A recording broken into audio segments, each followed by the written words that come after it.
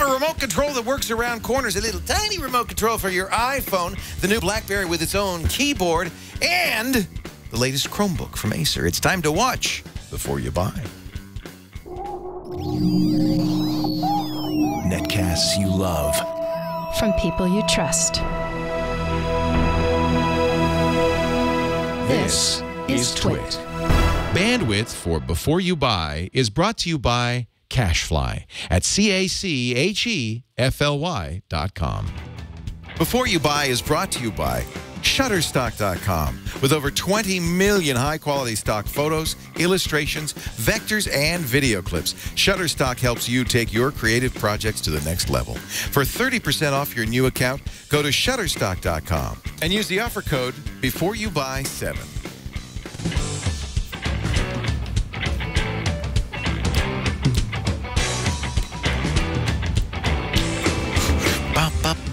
Welcome to Before You Buy, the Twit show where we review the latest and greatest products using our own Twit staff members, not just people in front of the camera, people behind the scenes too. It's always a lot of fun, and there's always something interesting to look at. That's what I like. We decided we'd let Ayaz, who's reviewed a lot of notebooks for us, Ayaz Akhtar from Know How and TNT, take a look at the latest Chromebook. This is the Acer C7. Acer C7 costs about $200. And it's one of those Chromebooks, so it's got Chrome OS on it, so you either love that or hate that right off the bat. What I was surprised by this device is the fact that it actually has an Ethernet port because, you know, you want to be connected. And a VGA port. VGA, these two are thrown out of so many different devices. Ultrabooks That's throw this very out, old school. But it's available on the C7. HDMI out, which I didn't get to use because I don't know why I would. A couple of USB ports. We got one over there and two on this side. And are they USB 2 or USB 3? 2 on one side. I believe that one those of these are blue. I believe that's these are USB 3 on this side. Wow, that's great. So we've got some real power there and an SD card slot in the front. So lots and lots of ports. I really like that. The screen's 11.6 inches, and it's got a resolution of 1366 by 768. So it's nicely packed for a small screen. But again, you're limited to Chrome OS. And this device really, I got to say, let me down because I was getting something like 4 hours of battery life out of this thing. It has a 2,500 milliamp hour battery, which I think your phone has that. And this thing's trying to power an 11.6 inch screen. It just doesn't do the job for me when it comes to this kind of experience. I've been using this as my actual laptop for a couple of days. But Ayaz, it is $200. $200. It's less than your phone. It's a third what your phone costs. Well, yeah, that's I guess that is a pro. On this device, I got to say, it's light and sturdy. It wakes up really quickly from sleep. Like if I want to do that, open it up, it's going to open up. Well, it should be faster than that because it actually just went to sleep. I think you put it to sleep. I put it to sleep. I went too fast. Hang on, let me open it up again. And the there light it goes. stays on. It goes right back. Is I really it an love Atom that. processor? I believe it's an Intel inside, so we've got that. The battery life is a huge con on this. Speaker placement, very strange. They're up front here, almost underneath. So if you're holding it in your lap, you'll muffle the audio. So the speakers are not loud, even if you have it on a tabletop. And of course, you've got the limited usage because of the Chrome OS operating system there. That's redundant. But I'm going to use a standard that you mentioned a while ago. Would I buy this with my own money for $199? No, this is a don't buy. Do not spend $200. Not even $200. Not for this device, because you can get a Nexus 7 that has a lot more battery life and the same amount of functionality, if not more, with more offline usage from Google. And this tiny 4-cell battery just doesn't cut it for $200. Now, I do think that it's aimed, particularly because of the Ethernet and the VGA, at a school environment, right? And if you had a classroom of 30 students, they're all at the desk, they're probably mostly plugged in. Maybe that would be a sensible choice. It's pretty good if you don't mind having it plugged in, if you're not trying to use it as your daily machine, if it's like your third or fourth machine, it's a specialty maybe. product, right? Yeah. But $200, I wouldn't even recommend this as your secondary device. Get a tablet instead. I think you make an excellent point. It's a little bit less than the Nexus 7, but a Nexus 7 would be a lot more functional and a better screen too. And you can carry it around a lot easier than this guy. This is light, but not as good as the 7. So pros and cons. It's light and sturdy. Wakes up really quickly. Like I said, lots and lots of ports. I gotta love. That's impressive. Really. I love all the ports on this device. The short battery life on the cons, short battery life just really kills this device. The speaker placement is lousy, and the Chrome OS just misses the mark. And a do not buy. Do not buy for the Acer Chromebook C7. All right. Hey, thank you, Ayaz Akhtar. Watch him on TNT Monday through Friday, 10 a.m. Pacific, 1 p.m. Eastern Time. 1800 UTC for your daily dose of tech news. And, of course, every Thursday we do Know How. No Thursday, Know How today, this week because it's 4th of July. Independence Day. Next week, you're going to make me do the work. I'm going to do the work. We're going to do Lightroom 5. Are we, I believe we're actually making a book into an ebook. Oh, well, then never mind. I won't do any more work. Well, you can do that. We can discuss that later. I thought I was doing Lightroom 5. Really? Well, I heard it was not that. Carson said you're going to do that. I mean, you know what? But he was also, he didn't understand that it was the 4th of July, so maybe he was just confused in We'll general. work it out. We'll always work it out. No, that's fine. Ebook. Great. Love it. Thank you, IS. You're welcome.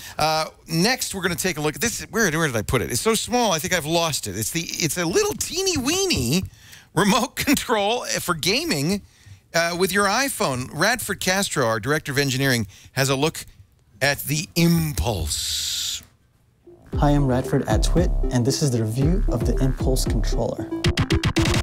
So the Impulse controller is basically a Bluetooth controller that doubles as a key finder and also controls media for iOS devices as well as a variety of other mobile devices like Windows and Android devices. The way the mode works is you actually tap on the triangle and press one of the face buttons to actually change between different types of modes. When it's held this way, works like a media player. So plus and minus works as adjusting your volume as well as controlling certain parts of the media like playing and stopping. If you want to play it as a typical game controller, then this is how you do it. You could press a button and then you can actually play it inverted. And on the other side, you'll see there are 2 other sets of buttons. There's a variety of games that it can play, some of which are listed on the Impulse controller website.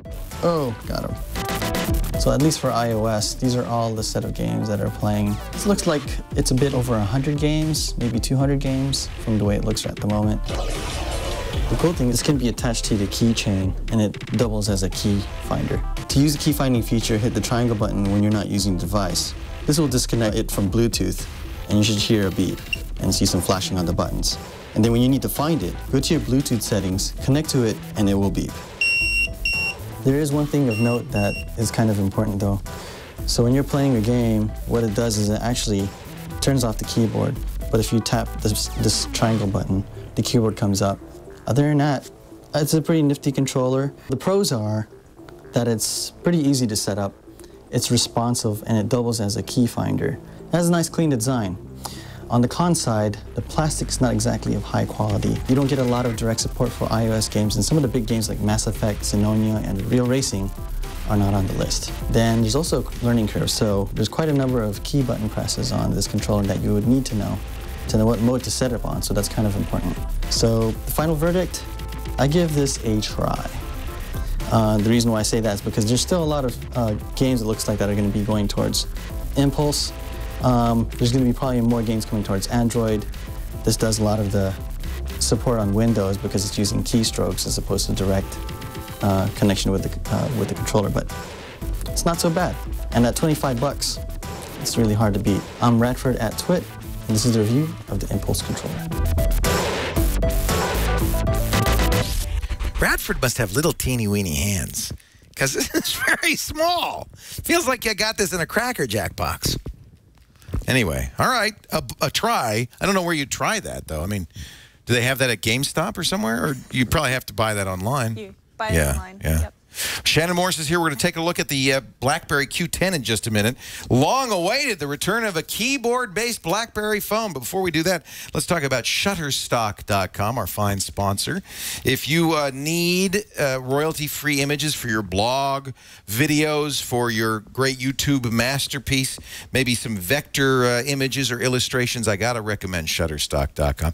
You don't even have to get a credit card out to try it out. Just make an account. It's free, and you can use their incredible search at Shutterstock.com to find amazing images. 25 million high-quality stock photos, illustrations, vectors, and video clips online right now. 10,000 new images every day. Every time you look, it'll be something great. Cranky Hippo always looks for hippos. I don't know. What, do you have a thing for hippos? Is that it, Cranky? You can actually say, I only want pink hippos, because they've got a spectrum tool. You can pick, it doesn't have to be hippos, obviously. You can pick images based on a lot of different criteria, which is great if you're looking for illustration for a blog post or just the right image for your PowerPoint presentation. Shutterstock is fabulous. Now, try it free. You don't need a credit card. You can save those images to a Lightbox, create an inspiration box for yourself, share it with others. It's a great way to collaborate. They have a wonderful iPad app that really is all inspiration. Won a Webby Award because it's just so beautiful. And a good news for our international viewers, Shutterstock is an international company with offices all around the world: Germany, China, Italy, Brazil, Belgium, and on and on and on. So, and by the way, multilingual customer service reps, full-time customer support throughout the week. I think you're going to like Shutterstock. If you're looking for images, visit Shutterstock.com, create that free account. When you want to buy, they have a variety of package deals. I have the 25 image a day subscription. That is an incredible deal, especially if you use our offer code before you buy 7, because you can take 30% off on your new account. That's going to save you a huge amount of money. Before you buy the number 7 for the month of July, 30% off new accounts, but you can also get image bundles. There's a variety of different ways to buy. Shutterstock. What do you, now those are Androids. I like it. Can you look for happy androids? Maybe. Sad androids? Pregnant androids? Well, you get all sorts of choices in there. There probably aren't many pregnant. Yeah, see, those are all happy. Happy androids. Shutterstock.com. Use the offer code before you buy and the number 7. Time to find out a little bit about the Blackberry Q10. Shannon Morse is here. Snubs by Twitter handle. Shannon, of course, the host of ThreatWire at youtube.com/techfeed and Hack5. And she's the producer of this very program. Yes, and it's so much fun. Did you ever, now I got to ask you, we've got to qualify you for this job. I did used to have a QWERTY You keyboard. used to have a QWERTY? Yeah, I used to have a Palm. Palm, Way back in college. Ever have a Blackberry of any other kind? Never had a Blackberry. This is your first Blackberry? This is the first time I've actually gotten to play with a Blackberry, and I had a good time with it. It reminds me a lot of my last phone before my first iPhone in 2007, yes. BlackBerry Curve. That's what I did. They got rid of the little marble trackball in there. It's a touch screen now, but otherwise it's very similar in shape and form. Yeah, it's still very similar. You can tell with the design of this thing. It's a still BlackBerry. Beautifully curved. It still has the same curvature feature to it. It's still pretty skinny, and it feels really nice in your hand. It's lightweight, so you're not going to feel like you're, weighted down by a brick in your hand or anything like that. And I'll get to the keyboard and the screen at the end, but first I wanted to discuss the operating system a little bit. Since this was my first time messing around with it, I had a few likes, but mostly a lot of dislikes. This is BlackBerry's new BlackBerry 10 touchscreen operating system. Yes, it is. So as you can see, the screen is pretty small. It's only about 3 inches wide, and it's only 720 by 720. Yeah. So you lose quite a bit of resolution when you go with this small screen with the keyboard underneath it. You're not going to be watching Desperate Housewives on No, that. You're not. And my biggest problem with this, not only the screen size, but there's not a lot of apps available on here right now. It's really, really limited as far as what you can get for free, as well as, what game or what apps they have to purchase. And it was kind of weird when I went into the BlackBerry world. They even had a whole bunch of video and music available, and you could watch trailers on those and whatnot. And it was very easy to get to those, which was nice, so I could test out the features of the video and the speaker quality. But I was like, I don't think I'm really going to use that often. All I'm really interested in is the apps. It's also a pain in the butt to get back to the home screen. You have to go up, and then you have to go over, and then get back to all your different apps. I really wish they had included like a little home key or something like that. Yeah, when I tried the Z10, I had the same problem. It was kind of, I guess it's what you're used to, but it's very gesture-based user interface, which is funny on a keyboard-based phone. It's very weird for me. So they do have quite a few different things built in, but it doesn't feel like bloatware. They kept it pretty clean. This is the AT&T version. Yes, this is the AT&T version, and I should mention it's $199 on contract, so $200 with a 2-year contract. It's a little bit more pricey than the Verizon version of this one, but it did just release, so now AT&T users, you have this option. And it's LTE, I'm sure. It is LTE, yes it is. So they didn't have a lot of bloatware installed in it.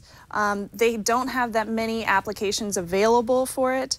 The camera on this guy, though, I was messing around with that a lot. I noticed the picture quality, it's 8 megapixels, so it's not super high res, but it's pretty decent for a camera. However, in low light, it doesn't take very good pictures. They're kind of grainy. They don't look that Twilight? Good. Yeah, that's, yeah. Okay, just checking. I might have that poster in my office. Don't make fun of me. I do an audio podcast about vampires. I have to have it. That's right. So I didn't really like the camera that much. I was able to take some video on it as well. The video looks pretty smooth. It's not too shaky or ugly, but the same problem with that. It's only 8 megapixels, so it's not super great. And you ain't posting it to Instagram because there ain't no Instagram for BlackBerry. Yeah. I still have that problem with the applications. It's such a pain in the butt. Sound quality on this, though, was excellent as far as making calls on it. Yeah, making calls was great. So it's a good phone. Very clear. Yeah, very good as a phone and very good as a messenger. I was able to do tons of calls with it, no problem. Even the battery life lasted all day. I mean, like 14 hours easily. Yeah. So it was pretty darn good. So I was really happy about that. And it didn't take long to charge. You know, just plug it in at night, go to sleep, and you're good to go in the morning. I really like that about this as well. And I also wanted to mention the battery life is 21 megaamps per hour, which is pretty similar to milliamp hours. It's the same as milliamp hours. Same as that. 2100. 21. And I'm carrying this bulk. And I get this for 14 hours. Well, I got more apps. Well, I She's got a smaller screen. Better battery life, more hours. So what'd you think of the keyboard? So the keyboard, yeah, this was my favorite part. I haven't played with a keyboard since college, so it's been like, you know, well, I'm not going to say how long it's been, but I really like the feature that they raised some sides of it. I don't know if you can see this. I felt like it's funny. I got an instant BlackBerry flashback to 2007. Yeah, and I think they've done a nice job doming the keys. It actually feels pretty easy to type. They're not flat, so you don't have a problem whenever you're texting people. It's really easy to find the key that you want to hit. They have a little raised knob on the D, so you can find your home keys very easily. And they also have all the extra features. You know, all your extra. There's number keys and exclamation marks and what have you. So everything's available, and when you press down on them, it's nice and sturdy. So, and there's a little bit of a click. Can you hear that? Yeah. Yeah, so there's a little bit of a click. So if you're in a classroom setting, you definitely can't text without your teacher knowing. You can't turn that off? You can't turn that off. No, that's like a physical click. That's a physical click, wow. Yeah. But I've gotten so used to having a on-screen keyboard that this was really weird for me, coming back to this. It was nice whenever I just wanted to text real quick and like put it down here while I'm, you know, paying attention to my fiance during... Under the table, very good. Under the table yes, at dinner time. Whatever you say, dear. Checking Twitter. Oh, yeah, sure. Sure, babe, whatever you say. But otherwise, I didn't really like the click, and it just felt so weird going back to this. It felt like I was going back to the early 2000s. Yeah. It was tough. Memories. One thing that's nice about this, too, is you do have access to your battery, your SIM card, and there's a micro SD card. Wow. The BlackBerry battery even looks the same as my Curve. Oh, and you know what's weird? There's a micro HDMI place on the side of it. Play movies off your BlackBerry. Yeah, so strange. Something the world's demanding. What in the world? So that was kind of cool. I think BlackBerry fans are going to feel like, hey, thank goodness, because this is very much a BlackBerry phone. So for me, yeah, I didn't really like it that much because I've gotten so used to the Android atmosphere and iOS environment that going to a BlackBerry, I feel like I'm so limited when I could have so much more with those other operating systems. I had the same reaction to the Z10. It's like, well, this is, it's not that it's bad, it's just that this is 2013. Yeah, exactly. So I'll give you my pros and cons. Okay. Of course, the Pro, well-designed keyboard, solid weight and feel. Really, really like the feel of this and the fact that it's relatively weightless. The cons on it, though, are the camera quality just stinks. I really don't like the camera. Really tiny screen, I can't get over that. And limited apps. There's not a lot of apps available with the BlackBerry. So overall, honestly, I gave it a don't buy just because this definitely doesn't go for everybody. It's not something that I would choose and that I would pay for with my money. I would definitely choose something in the Android or iOS environments. But if you really need a texting one and you aren't too worried about all the applications that you can get, you could probably buy this. Steve Gibson's a big BlackBerry fan, and he went out and bought that right away, and he sent it back. And the reason is, because it doesn't have that trackball, doesn't have a good pointing method. He says BlackBerry 10 is fine, but the touch screen doesn't work in this kind of keyboardish environment. And he was unhappy. Now, he's a BlackBerry fanatic, so even BlackBerry fans might be a little bit disappointed by the Q10. See, that's good to hear, because I was kind of like, should I give this a try? Just because I know a lot of BlackBerry fans will want to try this. They want this phone. I wanted it. I was excited, but I don't think. I think you're right. It doesn't really hit everybody's No, target I think you're market. right. I think you're right. I don't buy, unfortunately, for the BlackBerry Q10. Not much of a surprise, really. Yeah. Now, I owe you a review of the Sonos I beat you to it. Playbar. So this is Sonos. You know that I'm a big Sonos fan. We saw Sarah Lane do her review of her Sonos system in her apartment. Sonos has just come out with a sound bar. This is for your TV set. And I have one, and I was going to review it, but Chad beat me to the punch. So let's see what Chad Johnson thinks of the Sonos Playbar. Hello, my name is Chad. I'm with Twit and Before You Buy, and today I am reviewing the Playbar by Sonos. This is a normal Sonos device that has a twist. It can be hooked up to your television, and you can use the optical in on this device to play what is coming out of your TV. The speaker system can be used also in two different ways. In this standing mode, which you could also set onto a wall, or you can flip it around and set it down, and it goes into a low profile mode where if you have a TV, hopefully your remote can reach over the top of this low profile mode and get to the television, to the IR receiver. The soundbar also has two IR receivers to accommodate for this. So you have one on the front here, and then you have a second one at the top. Kind of a nice design. The bar itself is created really nicely. The construction on this is great. It feels very solid. There's 9 speakers in here, and all around I feel like this is not a cheap sound bar. On the back of the sound bar there are a few connectors, one for power, one for optical audio in, and 2 Ethernet ports. This sound bar can be used in 2 ways, either in a wireless mode with a $50 bridge, or if you have an internal network in your home, you can plug it in via Ethernet and it will sync up to a computer and you don't have to use the wireless bridge. It is a $700 soundbar and there is no subwoofer included, which is kind of a bummer because other soundbars in this price range do come with a subwoofer. You could buy Sonos' subwoofer, and that would cost an additional $700. So if you want to get the whole system, that'd be $1,400. Let's get into the pros and cons of this device. For the pros, sending music wirelessly to my speaker system was absolutely awesome. That is what Sonos delivers. Also, seamless integration across the board, either via my television, being able to pull audio out of my television into the speaker, or switching inputs so that I switch from, say, Spotify to the TV speaker system. Also, even small things like using the volume control that's already on the remote that you're using currently, it will detect that remote and you can use that up and down volume control. Also, this integrates really well if you are a Sonos family. If you have other Sonos devices in the house, you could even turn your other 3 speakers into back, left, and right speakers, which is pretty cool if you've already invested into the Sonos system. Now, for the cons, there's only one optical input, and it is optical. My television actually didn't have one. I had to plug my PS3 directly into the optical input, so I got sound that way. Also, televisions tend to not be upgraded on their optical output, and sometimes they will only output stereo. And when you have the option to do something like 5.1 with a complete speaker system, your television may not support it.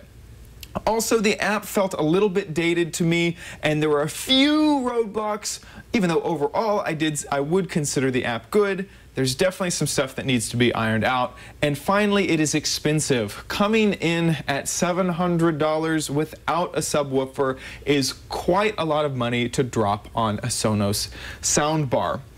on the Playbar to be specific. So, buy, try, don't buy for the Sonos Playbar. I'm going to give this a buy. I really enjoyed it, and really no one else is doing it quite so elegantly, sending music to a device like Sonos is doing. Thank you so much for watching this review of the Sonos Playbar. I will see you next time. I think this is beautiful. Listen, as we go back, it gets loud. So I'm not a huge fan of soundbars, but there are a lot of reasons you might want to use a soundbar. You don't want to have surround sound wiring and all of that. And I have played with a lot of soundbars. I agree with Chad. This is as good as soundbars get. And because it's a Sonos, it's just all the extra functionality you get. I'm pretty happy with it. But as you know, I'm a Sonos fan. So Chad is smart. He says, buy this. It sounds expensive, and I guess it is, although, you know, I also bought a Bose soundbar for $2,500 that wasn't as good as this. It did come with a subwoofer, but it wasn't as good as this.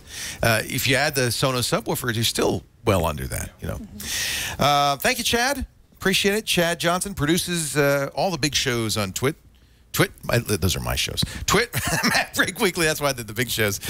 Twig, and he also, of course, hosts the other big shows. OMG Craft, our Minecraft programs on the Twit network. Is it my turn now? Should I talk? All right, because I got a great remote control. I'm a fan of the Logitech Harmonies, the all-in-one remote controls. You are too, right, Ayaz? You use the Harmonies. And I thought I was very interested when Logitech came out with this. They call this their Logitech Harmony Smart Control. And the idea is essentially that you're supposed to use it with your smartphone, your Android or your iPhone. This is very clever, this idea here.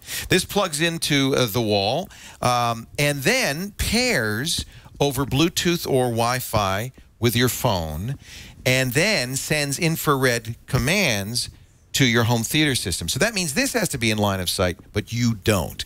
You can even put this in the cupboard. So if you have a cabinet with a lot of equipment in it, you could put the base unit in the cabinet. It also comes with an additional infrared little blaster there. And that, by the way, it comes with one, but you can add as many as 2 infrared blasters to this. So you can control a cable box and some other box as well. Maybe your stereo AV receiver with it. And then it does have a regular remote control. Not as fancy, no screen as the Harmony One or the Ultimate. But much of the same functionality. One of the big selling points of Harmony is myharmony.com. You go to a website, it knows about all kinds of stuff. You don't have to pre-program or reprogram for almost any device. You just say, I got one of these, got one of these, got one of these. It says, okay, we're ready. And then it's activity focused. And those activities apply here as well. You see, they've got some special buttons. There's a movie button, a TV show button, a music button. You can assign any kinds of activities to these. But really, this sings most when you're using it with your smartphone app, iPhone or Android phone, because it's a lot easier, frankly, to work with. You don't have to use myharmony.com. You can use your iPhone to set up many of these activities. I had a few problems, and I've talked to other Harmony remote people with varying results. With the Apple TV and the Roku, it sees the Roku as a Blu-ray player for reasons I don't fully understand, and I wasn't able to control it quite as well. I kept wanting to reach for the Roku remote. Same thing with the Apple TV. I like the elegance of the Apple TV remote. This is more like if Microsoft designed an Apple TV remote. You know what I'm saying? It's got a lot of extra buttons and doohickeys and doodads. Nevertheless, the fact that you have your smartphone with you all the time, it replaces that stack of remote controls you have on your sofa arm. And it does a pretty credible job. Activity-based means that even, passes what we call the babysitter test. Somebody who's not familiar with your home theater system can come in and say, oh, yeah, you press that button and I'll be able to watch TV. Press that button, I'll be able to watch a DVD.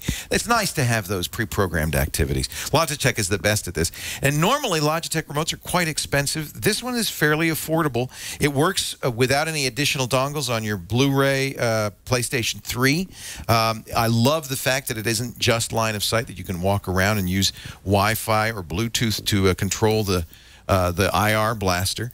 And it's only $129.99, which I think for the functionality of this is kind of, these are as functional, I think, as the higher end Harmony remotes.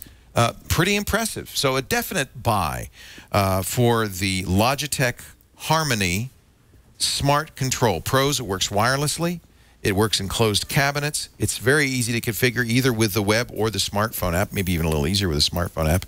And it turns something you've already got, your smartphone, into a remote control. Again, the cons, a little troublesome with the Roku and the Apple TV. I kept wanting to reach for the simple, cleaner, better working remote control. I kept having to unpair and unregister my Apple TV remote, and occasionally inelegant UI on the phone. You will have to, unfortunately, do a little additional programming on MyHarmony for some of the more advanced features. If you're an advanced remote control user, it's myharmony.com for that. But a definite buy, considering it's only $130 for the MyHarmony. I have to like keep pointing at the screen. Hopefully, it'll get all the components. I figured out a good spot. I put it on a cabinet in the back of the room where it had good line of sight, and you never have to worry again. You can go to the bathroom and change the channel. That's worth the upgrade. That's right there. They're like, okay, right there. That's a spot. I'm up in the kitchen and I'm changing the channel. It's great. No, yeah, I have to say, for the price, I think this is a very functional remote control. Well, that wraps it up for a great Before You Buy. We saw a lot of interesting products. I want to thank our reviewers, Ayaz Akhtar, Shannon Morse, Chad Johnson, Radford Castro, and me. Now, remember, we do all of our reviews, and many of them are longer than what you see on the full show on YouTube, youtube.com/beforeyoubuy. So if you want to see more detail on any of these products, that's the place to go, youtube.com/beforeyoubuy. You can email Shannon with suggestions for products you'd like to see reviewed, byb@twit.tv. Tune in live for the show. We do it every Tuesday afternoon around about 4 p.m. Yeah, 3:30, 4 p.m. Pacific, 6:30 to 7 p.m. Eastern Time. It'd be about 2300 UTC if you want to watch live. But after the fact, on-demand audio and video always available at twit.tv/BYB. Thanks for joining us. And remember, you got to watch before you buy. See you later.